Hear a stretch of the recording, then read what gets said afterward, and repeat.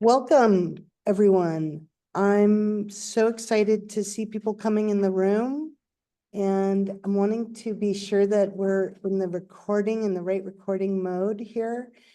I'm Camille Angel, and I'm the campus rabbi here at the University of San Francisco, thanks to the SWIG program in Jewish Studies and Social Justice. We've been creating Sukkot programming. Our programs are called Open Doors Sukkot. And though we're not in the sukkah, we're in a classroom hosting this webinar, really bringing Professor Dr. Joy Ladin to our virtual sukkah, to our classroom during Sukkot, is helping us to demonstrate radical hospitality and really open our doors, perhaps even in the most expansive Sukkot way possible. So welcome to the people who are coming from classes and here at the University of San Francisco and all across the country in different time zones and from different times in your own life. I know for my students here who are filling in the classroom, it's 4:30, and on East Coast time, it's just a little after 7:30. You're always ahead a little. And so while we're gathering, I wanted to make a couple opening welcoming remarks. I brought, this might be my last day to show the etrog and the 4 species, the palm branch, the willow, and the myrtle. This together represents the 4 species and connects me to like this very ancient pagan, I think, tradition of thinking I can somehow influence the rains and that they come in the right season at the right amount, the right time.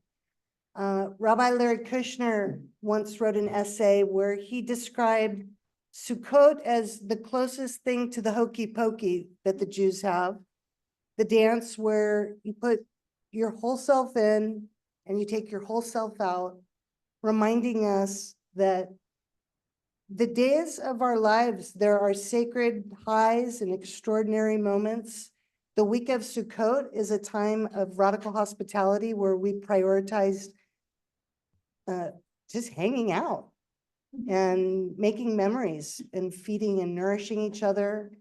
And again, so much of what we're doing today by bringing you Joy to read and teach us helps us to bring our heart and our eyes and the way we walk, how we carry ourselves and what we see, to bring all of ourselves into sacred space and ordinary time, to feel and see and know a kind of wholeness that I think Sukkot is really all about. So I'd like to formally introduce you. Joy Ladin is a widely published essayist and poet, literary scholar, and nationally known speaker on transgender issues. From 2003 to 2021, she held the David and Ruth Gottesman Chair in English at Stern College for Women of Yeshiva University. Her gender transition and return to teaching in 2008 made her the first openly transgender employee of an Orthodox Jewish institution.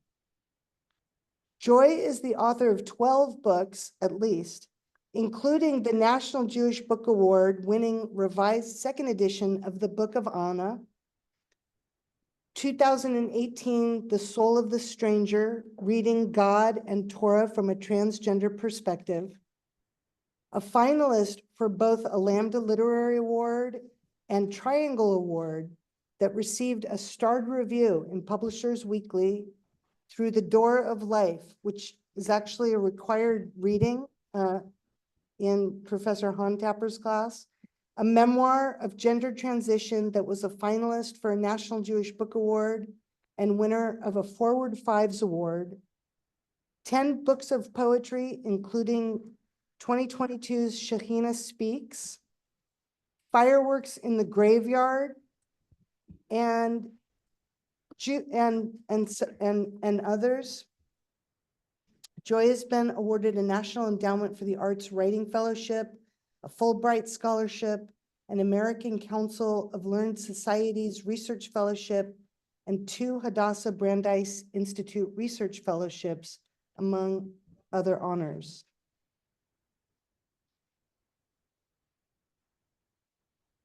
I want to read a little more because your students in front of me, and I think your scholarship and your training is inspiring. Joy holds a PhD in American Literature from Princeton University, where she was awarded the Porter Ogden Jacobus Fellowship as top graduate student in the humanities, an MFA in creative writing from the University of Massachusetts, and a bachelor's from Sarah Lawrence College. There's more, so much more to say, but you can find it on your website.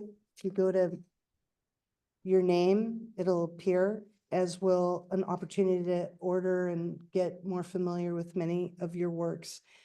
But I wanted to say before turning it over to you, a couple more things. One, personally, I've had the honor and pleasure of knowing you, I think for almost 2 decades, when we were first invited together to be part of the Human Rights Commission to help make queer Jewish organizations more inclusive, and to help organizations in general come up with an index to measure their progress and hold them to their values and help them be in compliance with making real changes for everyone in our community. So that was about 2 decades ago. But the greatest teaching honor yet has been to co-teach a class with you last fall, Beyond Binaries, which I'd love to teach here as an undergraduate course with you at some point in Zoomland future. So many of you may be familiar with Zoom, but not necessarily with webinars. So I want to point out a couple of the functions at the bottom. One is obviously the chat, and there's a Q&A. So if you have questions, the way it's going to work is Professor Ladin's going to first read from your essays, and then we'll have some Q&A time, and then come back to poetry, and then we'll have some Q&A time. So there'll be 2 opportunities. So use that button, and I'll keep track of the questions. And also, if you're hoping for captions, you just press that button at the bottom, and that'll set you up for that.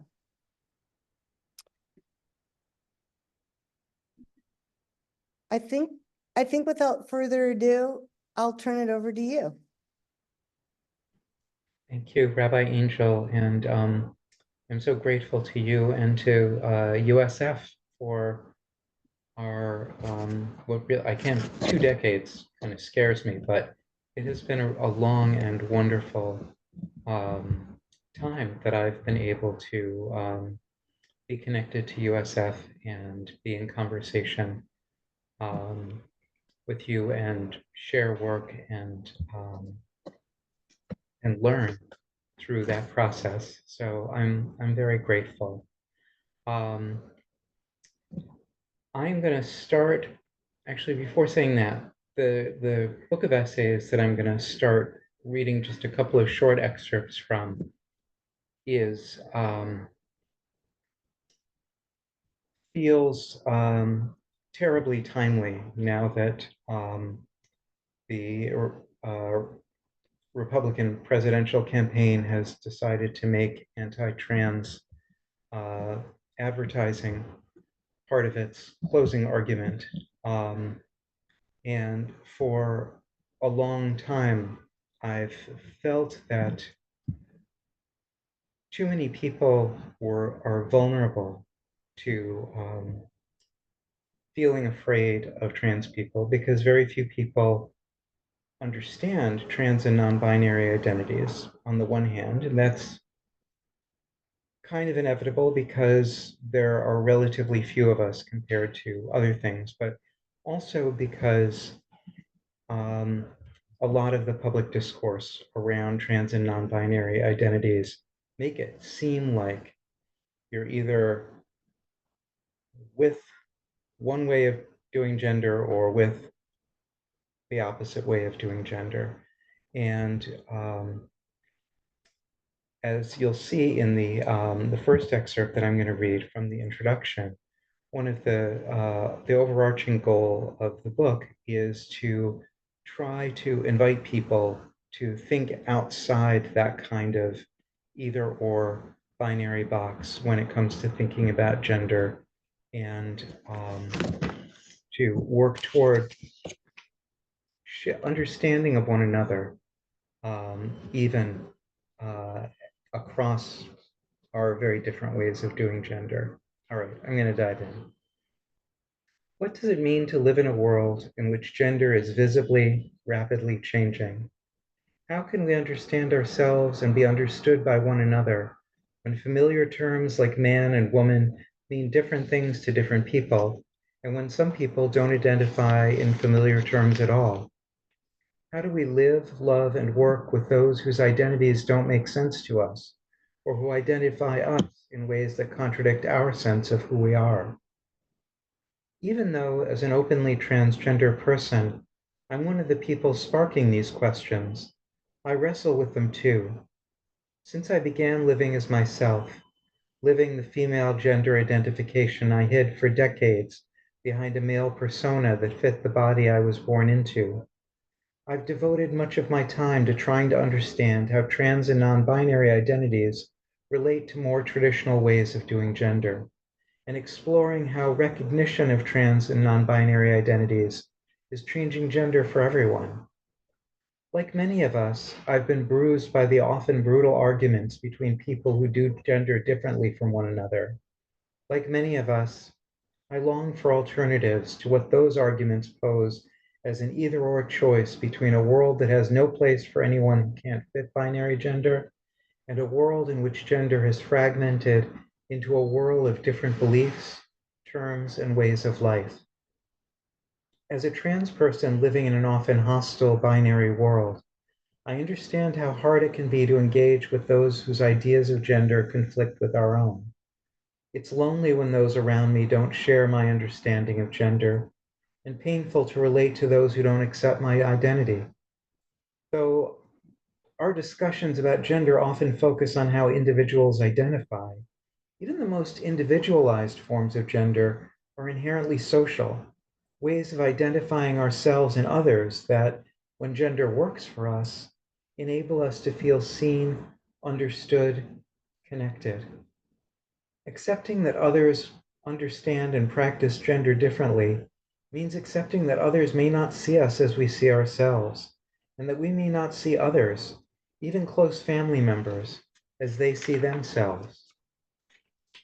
So it isn't surprising that no matter where we fall on the political or cultural spectrum, many of us fear that others' ways of doing gender threaten our communities, our relationships, our very sense of who we are.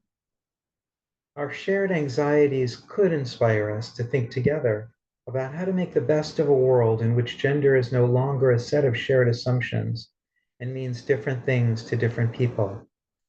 But instead, our fears of losing the forms of gender that feel true to us are making it harder and harder to engage respectfully and constructively with those who understand gender in other ways.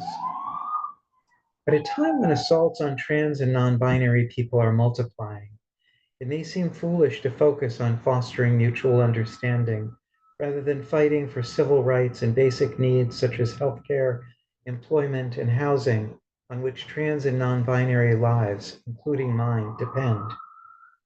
But even as I watch the backlash against trans rights from the relative safety of my white, educated, middle-class, blue state bubble, it seems clear to me that fostering understanding and recognition of common ground is also an essential form of activism.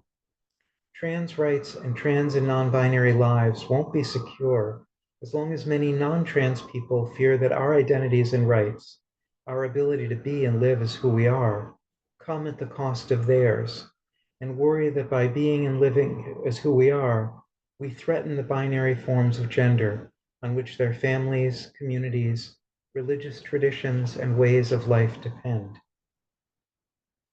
The more afraid people are that our ways of understanding and practicing gender, and thus our ways of life, are under attack, the harder it becomes to understand others' ways of doing gender, or to see the common ground we share, the fundamental human needs for recognition and relationship that we look to gender to fulfill. The less we understand one another, the more likely we are to treat conflicts between different forms of gender as existential threats, a vicious circle that makes it ever harder to address the anxieties that gives rise to these conflicts. It isn't easy to simultaneously live one's own gender and try to understand how our gender seems to those who do gender in ways that conflict with ours. For many non-trans people, it's hard to think about their ways of doing gender at all, much less to think about them in relation to other ways. But for most trans and non-binary people, including me, this kind of thinking is a condition of existence. When we live in the closet, we have to think constantly about how our sense of who we are differs from how the binary world sees us, so we can hide aspects of ourselves that would betray who we really are. I did that for about 45 years. After we come out, we have to keep thinking about how our ways of living gender seem from a binary perspective, because our jobs, housing, and safety depend on how non-trans people, family members, co-workers, neighbors, doctors, landlords, bosses, people we meet at parties, people we pass on the street, see us. For example, when I returned to teaching after my transition, I realized that my work as a teacher now required me to try to understand how my Orthodox Jewish students saw me, the first openly trans person most of them had ever encountered. Some told me they'd been warned away from me by rabbis and parents. Some found my gender so disturbing or hard to understand that they struggled to listen to what I said in class. Most, sooner or later, just tried to ignore my gender and focus on their studies. To minimize the obstacles my gender might present to students, I thought about everything I said in class in terms of how it might sound to them.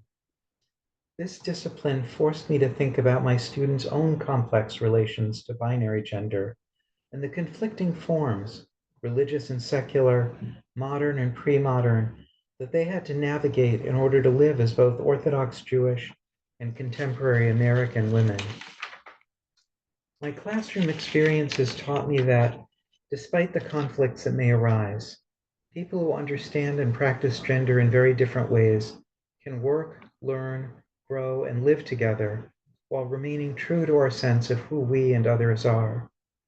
I hope one set of nature will help us do so, because all of our lives depend on it.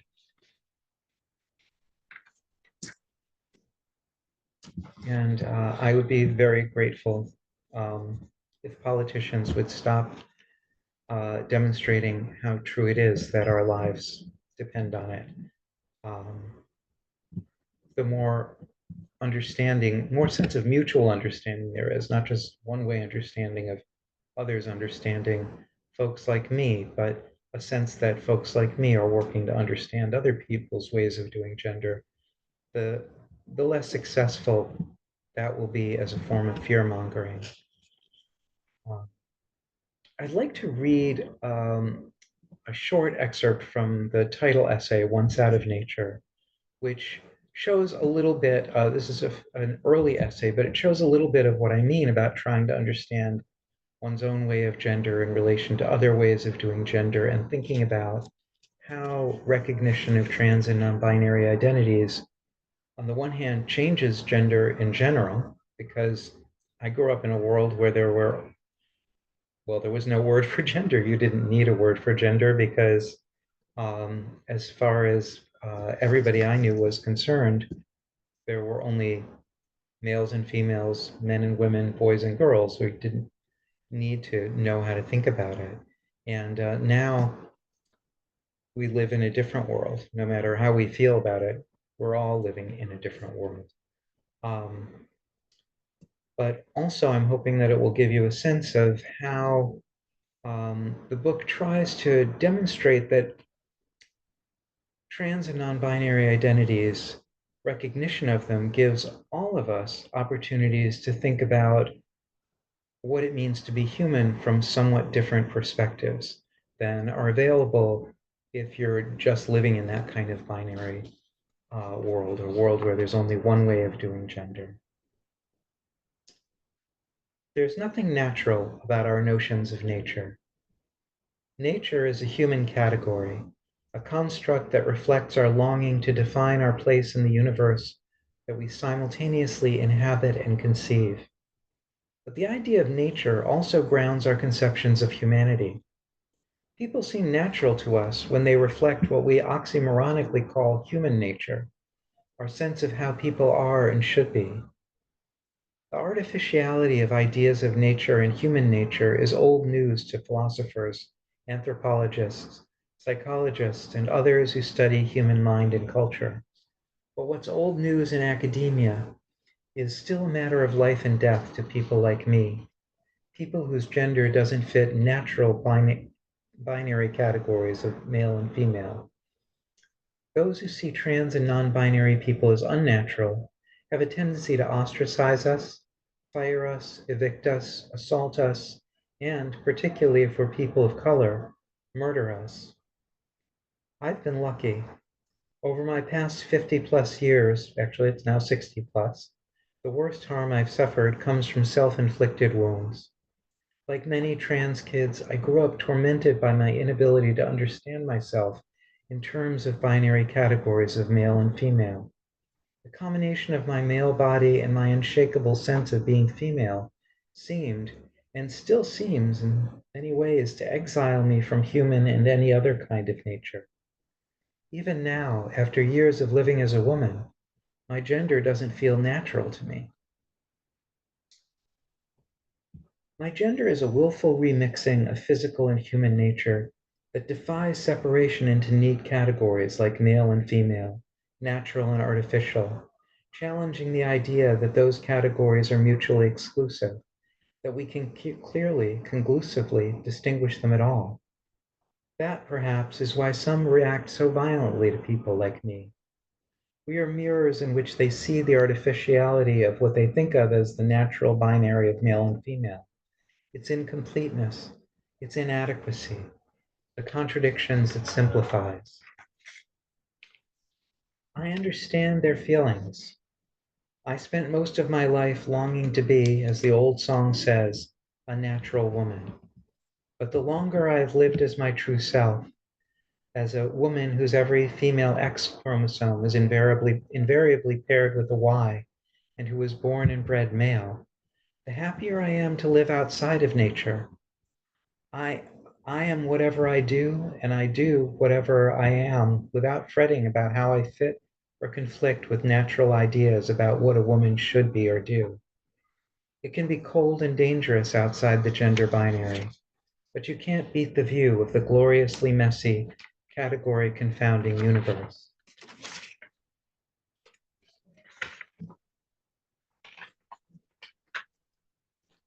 I've now grown into myself. I'm sorry, hold on a second. I'm skipping way ahead. There are two kinds of people in this world: people who fit binary categories, like male and female, natural and unnatural, and so on, and people like me who don't. Actually, although binary gender's defenders would argue with me, I don't think there are any people who perfectly, constantly, essentially fit binary categories. Human beings are too complicated, and binary categories are too simple. But it's human nature to sort non-binary phenomena into binary categories. It's natural for human cultures to ensconce binaries as the cornerstones of worldviews and value systems. And it's natural for human psyches to cling to and defend binary categories when confronted with people like me who confound them. But however natural some of them may seem to us, binary categories are as artificial as the binary ones and zeros of computer languages. If you look hard enough at any aspect of nature, you'll find things that defy the either-ors of binary classification. The binary categories of life and non-life seem to cover all the possibilities, but virologists and EMTs trying to revive heart attack victims can testify to the crowded murk between them. The interminable American debate over abortion demonstrates how desperate we are and how futile it can be to try to reduce humanity to binary categories like fetus and person.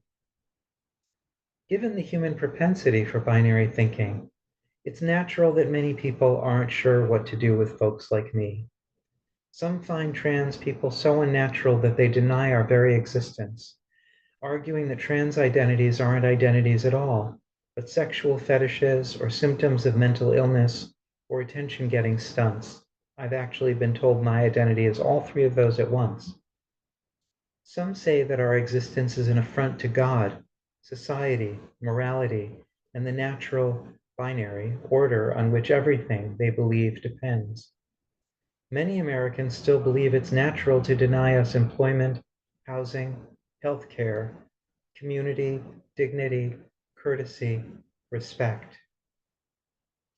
Many of those most inclined to shun trans people for failure to fit the binary of male and female belong to traditional religious communities, which read the first chapter of Genesis.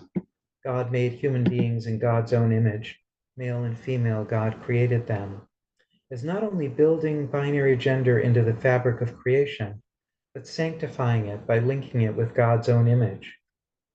The rabbis of the Talmudic era recognized that a literal reading of this verse, a reading that decreed that human beings could only be male or female, didn't fit the facts of human physiology, that some children would always be born with what we now call intersex conditions, with ambiguous genitalia of both sexes, or genitals that made it hard to assign any sex at all. The rabbis approached this not as a problem of theology, are these babies made in the image of God? But as a practical question. How did people who weren't simply male or female fit into the rigorously binary system of Jewish ritual law? In posing the question in these terms, the rabbis made it clear that they considered intersex Jews both human and Jewish, bound by God's law and part of Jewish community. Though they didn't say this, it must have been clear to them that though uncommon, intersex conditions are natural, part of the natural range of human variation. Like intersex people, and I want to apologize, I know that there are intersex people who are sick to death of trans people using them as analogies to explain, and that is just because um, people who think of gender in traditional binary terms are very focused on bodies, and my gender is not linked to my body, and so we're harder to understand than the idea that somebody who is intersex is differently gendered. So apologies, but like intersex people, trans people don't fit the binary template for humanity that religious gender traditionalists see as decreed in Genesis 1. But unlike intersex people, our difference isn't visible at birth or inscribed in sex-defining genitalia. Not only doesn't our difference seem natural to religious gender traditionalists, it doesn't seem real in the sense that there's nothing but our feelings and actions to attest to it. But traditionally, religious people build their lives around intense personal relationships with someone who is even worse at fitting into human categories or natural categories than we are, God. Like many trans kids, I had a close relationship with God, and even as a child, I knew that closeness was connected to what I now call my trans identity. because I didn't live in a body that felt like mine. As a boy, I was only pretending to be. I didn't feel that I existed. And that sense of non existence enabled me to experience God as a palpable presence. I felt God with me, in me. I felt personally created by God, though I felt God had messed up the creation process. I talked to God all the time, and I had no doubt that God was listening.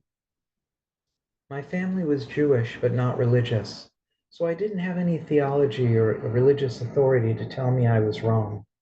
And despite the verse in Deuteronomy proclaiming God's abhorrence of those who cross dress, what I read in the Torah, the Hebrew Bible, seemed to confirm rather than challenge my intimate connection with God. We were both beings without bodily form or place in the natural order, who were desperate to be loved by people who had both.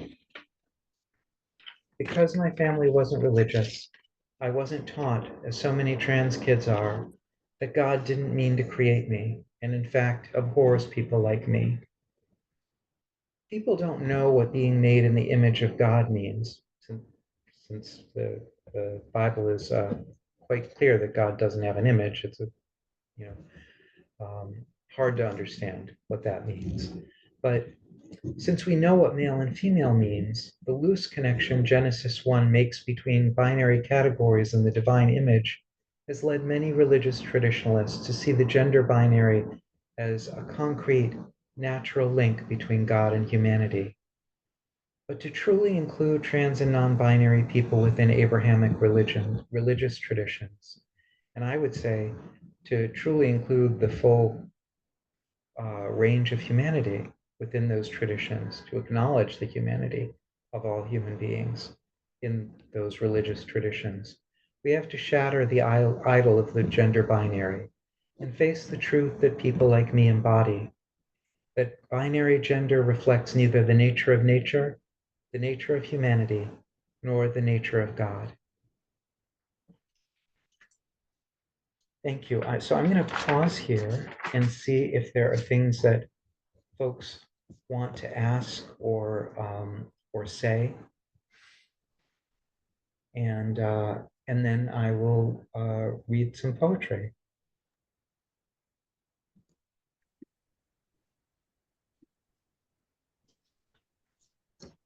Well, I am seeing lots of hearts and rainbows and emojis with love in the chat box, but no questions. Well, So, I taught for years. I know that I'm not that clear.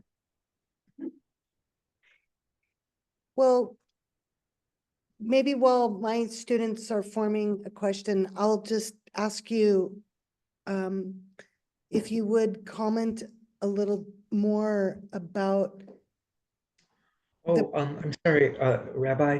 There is one question that's come in the Q&A part. okay, Can I start by addressing that? please. It's a great question, also from Alana Nayak. Um, how do you navigate and fight back against your internalized transphobia? Um, one reason that that's a great question is because um, as people in a lot of different a lot of different stigmatized positions in our culture know that being a kind of person doesn't enable us to be free of the discourse surrounding the kind of people that we are. So I have internalized transphobia. A lot of people of color have internalized forms of racism. A lot of women have internalized sexism and misogyny. A lot of Jews have internalized anti-Semitism, and so on. So it's important to recognize that our culture is a system that we're all part of, and we all are acculturated into all the parts of it. So that means it's all replicated in some kinds of ways within us. And when you grow up in a culture, you use its categories to understand yourself, even if you have other ways of understanding yourself also, right? I understood myself as having this female gender identification, despite everybody else seeing me as male. So I did see that as being true, but at the same time, I internalized it wasn't really transphobia when I was growing up because my culture wasn't aware that there were trans people. Um, for the most part, nobody that I knew of was aware that people like me existed. But it was that when you're not included, when the kind of person you are is not acknowledged or included, for kids, it automatically feels like there's something wrong with you, that what you are is unspeakable. And I very much internalized that. And I internalized the idea that being, fitting into binary gender was the right thing to do. It was what I was supposed to be, and there was something wrong with me for not doing it. And those are the basic building blocks of transphobia. And I had to internalize it as in order to stay in the closet. Even if I'd been a super genius child and said, well, this is just crap, this idea that there's something wrong with me, that's not true at all. Even then, I would still have had to internalize this because I would have had to keep an eye on myself and see myself the way other people were seeing me so that I could be careful not, to fit binary categories. Because, in my culture and still today, if you are somebody who's seen as male, but you're not doing what males are supposed to see, you are a target for violence and harassment and all kinds of um, terrible things. That goes on all the time. So there was really no way of escaping that internalization.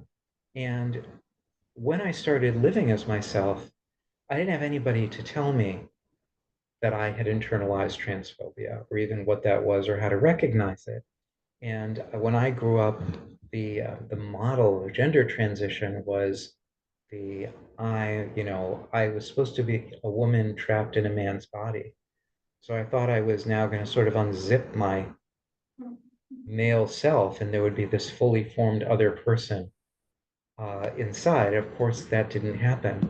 Instead, what happened was every step of the way in my path of becoming, I had to confront intense internal resistance, a sense of shame, a sense of wrongness, a sense of failure. I remember I was walking down a dirt road through a forest, and it felt incredibly dangerous to practice just walking like in a way that reflected my sense of being female, something I'd never let myself do. And I'm looking around, it's like it's pitch black and there's nothing but trees on either side of me. I thought, what am I so afraid of? And then I realized I'm afraid of myself. I've been the jailer my whole life. I've been the one keeping myself in this binary prison. And that prison is going to go with me wherever I go until I achieve some kind of self acceptance. Um, and I would say that it's not something that I will ever outlive.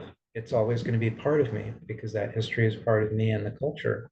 I'm still living in it. So that's not a way, my way of managing internalized transphobia isn't to just overcome it or grow out of it or leave it behind.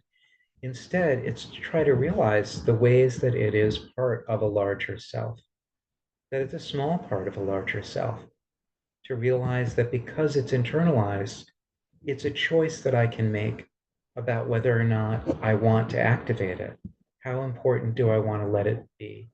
In some way, it's like a voice inside me. How much do I want to listen to that voice? I'm not going to deny the voice is there. I'm not going to try to stuff its mouth, but how much does it have to say that's really useful for me to hear? It has said things that are useful for me to hear. It's showed me the kind of double consciousness, for example, that I had to live with my whole life. My internalized transphobia taught me what that was. But mostly day to day, all it does is make me feel like crap. And so I don't need an internalized voice to make me feel like crap. There are things outside me that are doing a fine job of that. So, what I would recommend for anyone struggling with that is, yeah, you don't need to do the work of a world that's making your life hard. You don't have to be part of that work. You can ignore those voices. someone else asked, how did you realize that what you felt as a child was gender dysphoria? Well, that language didn't exist when I was a child. In fact, when I was born, the word gender, in the sense that we're talking about it, so gender, and I said gender, I don't know, 100 times, 150 times, I'm not sure. It was a short talk, but I said gender over and over again. But gender in that sense didn't exist when I was growing up. When we say gender in now, we mean an aspect of human identity that is independent of other aspects of human identity. So it's independent of physical sex, it's independent of sexuality, right?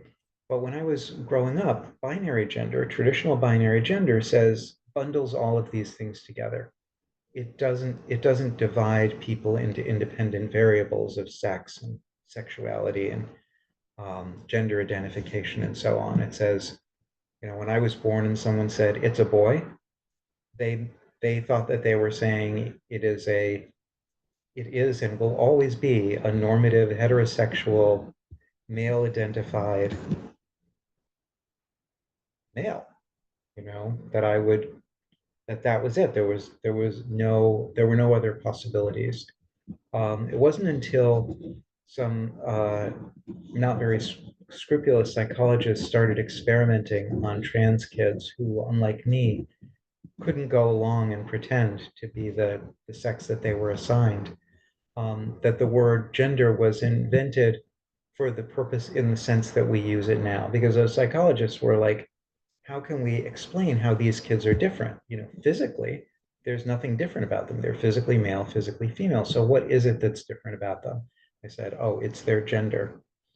Um, so the sense of gender dysphoria was something that, recognizing what I was going through as gender dysphoria was something that came late to me, much later than childhood.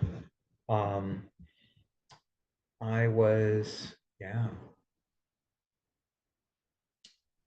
I was probably in my 30s, still occasionally and surreptitiously reading um, about trans stuff. There was no internet for a lot of my life. That made things harder also. But when I came across the term gender dysphoria, I thought, oh, that explains a lot of how awful I felt. And in fact, I've subsequently learned that I lumped into gender dysphoria a whole bunch of different things.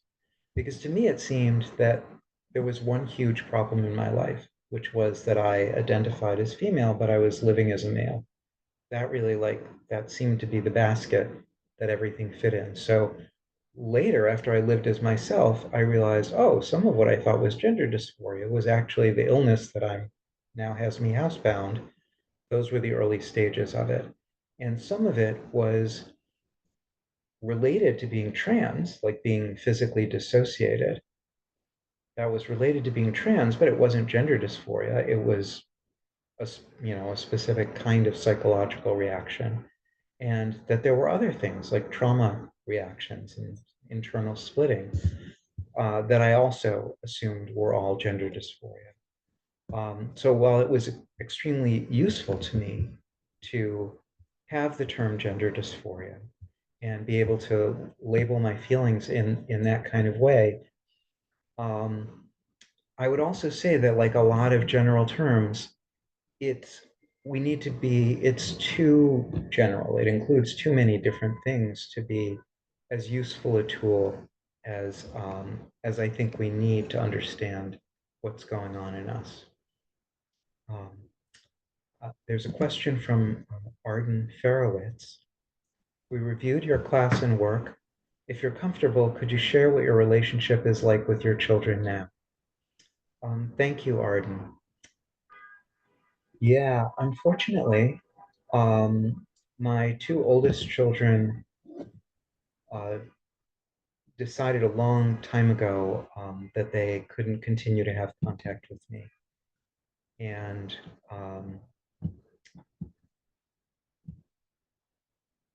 so I don't, they're adults. they can tell their own story. From my perspective, it seemed pretty clear that the really hideous divorce, that situation that they were in, they felt forced to choose sides. There was a lot of pressure. There was not a sense we weren't co-parenting in a congenial kind of way. And um,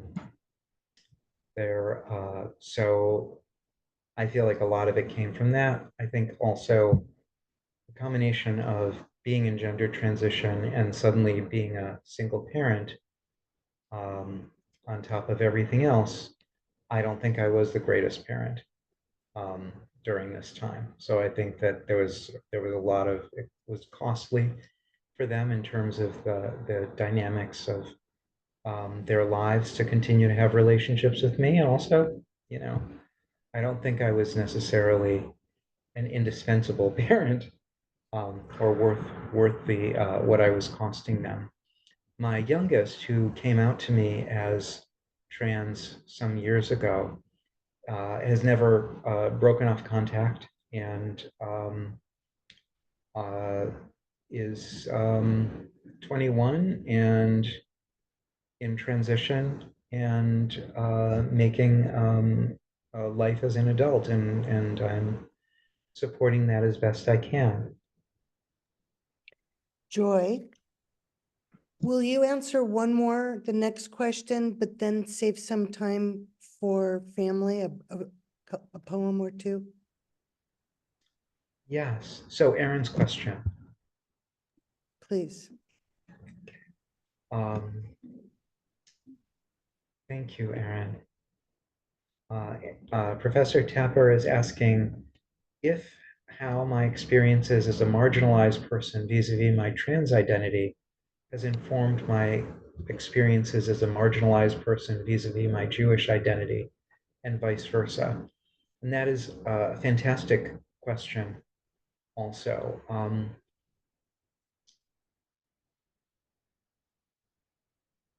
This is a little bit different than a way of thinking about multiple identity positions than what we would call intersectionality, right? Because there is an intersectional, there is a way that my trans identity and Jewish identity intersect, and can uh, change the dynamic of how people relate to me simultaneously. Those would be intersectional effects. But what Professor Tapper is asking is, each of these really represents a distinct experience of being a marginalized person, and what do I make of those separate experiences, which I both live. And I would say one of the very lucky things for me as a trans person was to grow up as with a Jewish identity. Thanks to my mother, um, I was taught to be proudly Jewish. I was taught that being Jewish both made us minorities. We lived in a non-Jewish area. I was one of few Jewish kids in school. It was My parents were very intense about the Jew, non-Jew binary. Everybody was one or the other, and there was a big difference between them. So I had a strong sense of difference, but I had a sense that this difference connected me instead of separating me. So being a trans kid in hiding, I was in hiding because I thought, if I live my difference in terms of gender, I will be shunned, I will be attacked, I will be unlovable. That if I hadn't had the experience of being taught to be proud of being Jewish, and that being Jewish connected me with my family, connected me with people around the world, connected me with thousands of years of history, and this was very important for me, connected me with a Jewish future that needed me to survive and carry on as a Jew. I had to have children, I had to perpetuate Jewishness. That was all things that I was lacking a sense of in terms of being trans. As trans, I thought my difference just means being isolated. I didn't have a past. I didn't have a shared past. I didn't have other people that I was connected to on the basis of my identity. And I didn't have the future. And I think even now, our culture is not offering trans and non-binary kids futures, right? If you grow up and this is a double-edged sword, right? So when you grow up male or female, there are a lot of messages that you get about how you should grow up, what that means in terms of your future, what grown men should do, what grown women should do. Like I say, pluses and minuses, but you do have a sense that you have a future, that your gender gives you a future, um, and a place in the future of the world, of your species, of your culture, of your community. And being trans and non-binary still doesn't do that. We don't, you know, it just doesn't do that. And if you have a hard time with your gender identity, not feeling you have a future, if you're struggling with suicidality or marginalization, that can be a deadly combination. So being Jewish was something that helped me survive because it gave me things that identifying as trans couldn't give me when I was growing up. But also, when I started living my trans identity, I realized that living openly as a Jew had taught me a lot of things about living openly as a different person. You know, being a Jew in a non-Jewish school meant that I always had to explain myself. I always had to explain my holidays. Why was I eating exploding peanut butter, jelly, and matzah sandwiches at Passover and so forth and so on? I didn't expect people to understand my life or who I was. And I expected to have to explain it to them. But I also grew up being taught that my way of life was okay, that I didn't need other people to accept it or approve of it or actually understand it in order to be Jewish. And so that was incredibly useful to me. In terms of what my trans identity taught me about being a Jew, um, I think that it's hard, and Jewish feminists can all attest to this. I think it's really hard when you fit into the gender categories of a culture, an ethnicity, a religion, and particularly like a marginalized group. If you fit into those categories, I think it can be hard to reckon with the ways in which those categories suck, the ways in which, even though you fit them, they misrepresent you, the ways, the structures of inequity and oppression that they fit you into.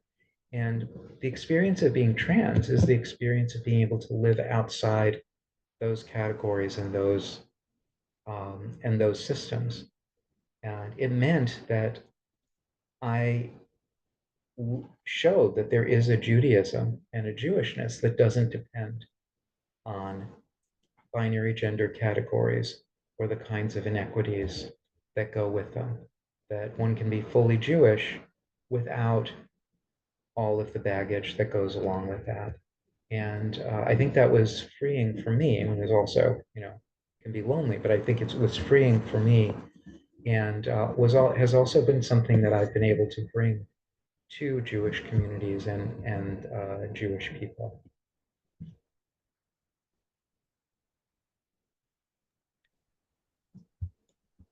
Well, there are more questions and comments, but I would like to move us to at least one poem.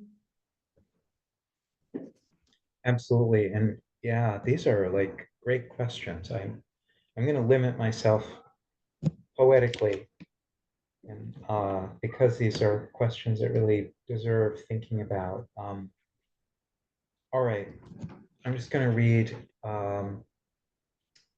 half of a long poem, um, which is called "A Bridge on Account of Sex."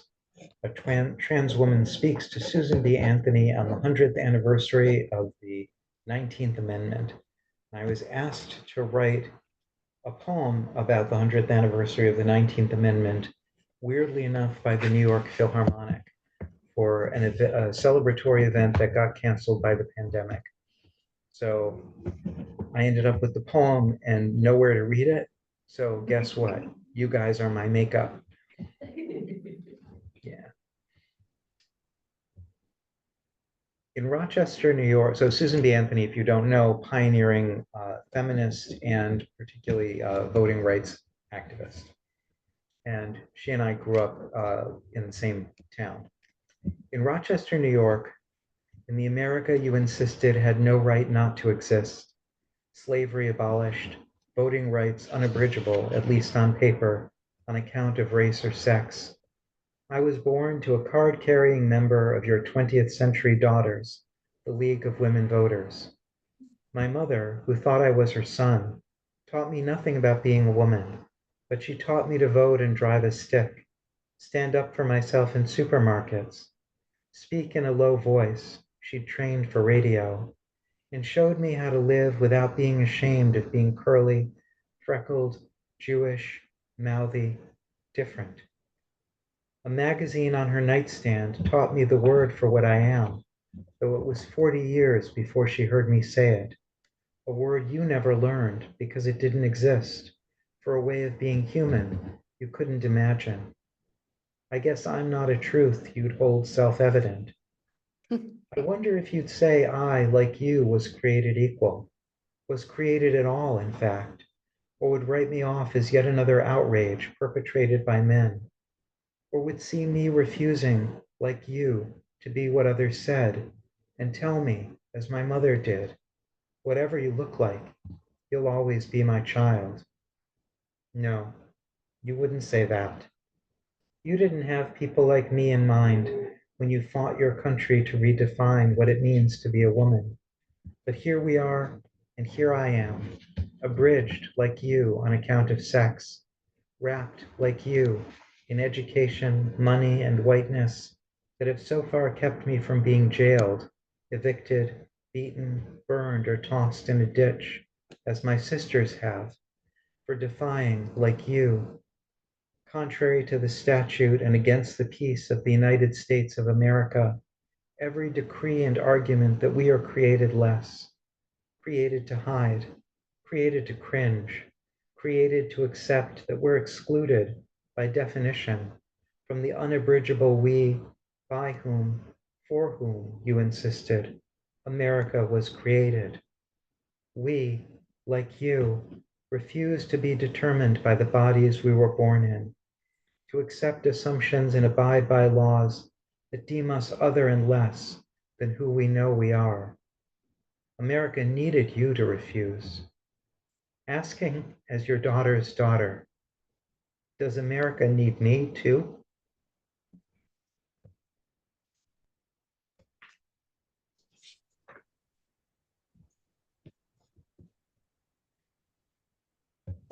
One student wrote in, Ladin's essays are so genuine, sincere, elegant, relevant, powerful, full of empathy. Thank you. I'm so grateful to the SWIG program in Jewish Studies and Social Justice, who has understood how urgent it is for us to bust up binary thinking and shatter the idols that the Abrahamic traditions have kept strong. And here during Open Doors Sukkot, when our sukkah is in the shadow of Saint Ignatius, we're reminded that we're guests here and we have a different way of thinking. And this is one of the facets of our progressive revelation. And you're one of the greatest teachers of this Torah. And in the future and in the present, when we invite our ancestors into the sukkah, you're in my sukkah. You're in my sukkah, girl. I love you, Joy. Thank you so much on behalf of all of us. Keep on shattering those idols in all the right places. Thank you so much, Rabbi. Chag Sameach. Chag Sameach. If you And want to thank know you. more, everyone, about the program, check us out. Check out Joy's webpage. Read every word you've ever written, she's ever written, and gift this to all the people that you know whose lives will be improved on seeing themselves in your words. Thank you so much. Thank you. Good night, everybody. Be safe and vote.